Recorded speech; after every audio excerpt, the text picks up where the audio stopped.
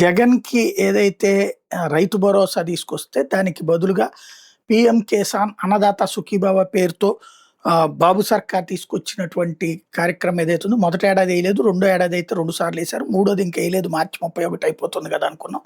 ఇప్పుడు ఈ నెల 13న డబ్బులు రిలీజ్ చేయబోతున్నాడు. కేంద్రం ఆ రోజునే రిలీజ్ చేస్తే దాంతో వెంటనే అదే రోజున రాష్ట్రం రిలీజ్ చేయబోతోంది. రూ. 4,000 రాష్ట్ర ప్రభుత్వం ఇస్తుందట. 13 ఇదే కేంద్ర ప్రభుత్వం 2,000. వాస్తవంగా అంతకుముందు రూ. 10,000 ఇస్తారని ఎన్నికలకు ముందు నరేంద్ర మోడీ చెప్పారు. కానీ 6,000 ఇస్తున్నారు. 2,000 చొప్పున.